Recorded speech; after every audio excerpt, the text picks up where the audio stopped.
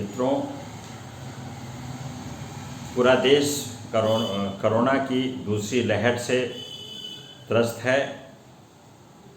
इसमें अब ये उतार पे है ज़रूर, लेकिन सबसे बड़ी एक समस्या ये आ रही है कि जो लोग, जैसा कि अनुभवी लोग बता रहे हैं कि तीसरी लहर आएगी। और सबसे बड़ी बात यह है कि जो हमारा अनवैक्सीनेटेड ग्रुप है, बच्चों का, 18 साल से कम के बच्चों का, उन पे ये लहर ज़्यादा कहर ढाएगी। इसलिए हमारी सरकार ने तैयारियां अभी से शुरू कर दी हैं।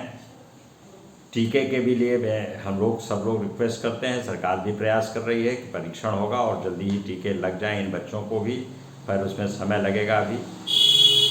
जो सरकार ने और जो ज़रूरी कदम उठाए हैं उसमें दो चीज़ें मैं यहाँ पे स्पष्ट तौर पे कह रहा हूँ। इस बार की तैयारी इस लहर के आने से बहुत पहले हो चुकी है।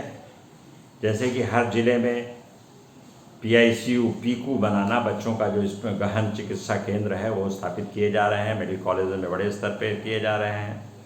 उसी के साथ साथ ICUs भी बनाए जा रहे हैं। जो बच्चों के चिकित्सक हैं उनके ट्रेनिंग का प्रोग्राम भी किया जा रहा है और हमारे माननीय मुख्यमंत्री जी ने ये सारे व्यवस्था कर दी है। और दूसरी बात ये है कि ये अभिभावकों के लिए, जो वो अभिभावक जो 12 साल से, जिनके बच्चे 12 साल से कम उम्र के हैं, उनके लिए एक विशेष टीकाकरण अभियान चलाया जा रहा है, जिसमें उनको प्राथमिकता देते हुए अभिभावक स्पेशल टीकाकरण के अंतर्गत तुरंत टीकाकरण कराया जाएगा।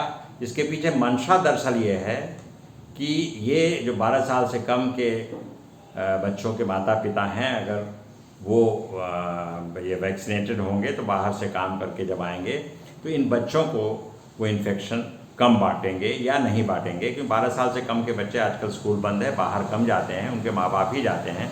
इस दृष्टिकोण से सरकार ने ये बहुत बड़ा कदम उठाया है। ये उत्तर प्रदेश का मॉडल है, अभी तक किसी और प्रदेश में नहीं उठाया गया है। इसके लिए हम सरकार की सराहना करते हैं, धन्यवाद देते हैं। दूसरी बात यह है कि इसी के साथ साथ अब हमें ये देखना है कि बच्चों में ये कितना खतरनाक होगा।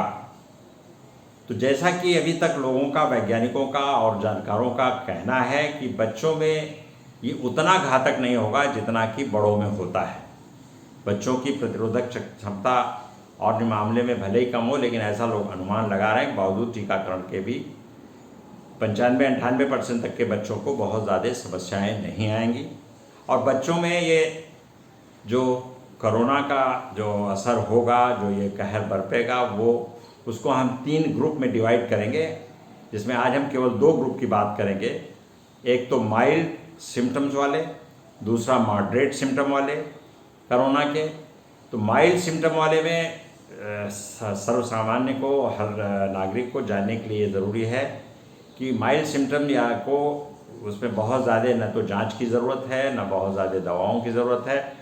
माइल्ड सिम्टम में उसको खांसी, ज़ुकाम, नज़ला, गले में खराश, थोड़ा हल्का फुल्का बुखार इत्यादि होगा, उसको निगरानी में रखना है। और अगर कोरोना जैसे लक्षण लगते हैं उसमें, तो उसको एक अलग उस पर रखना है। जाहिर बात है, 2 साल से कम के बच्चों को माँ ही खिलाएगी पिलाएगी, तो उसको अगर हो सके तो मास्क पहन करके उनका देखभाल करें घर के अंदर भी, तो बच्चे सुरक्षित रह सकते हैं।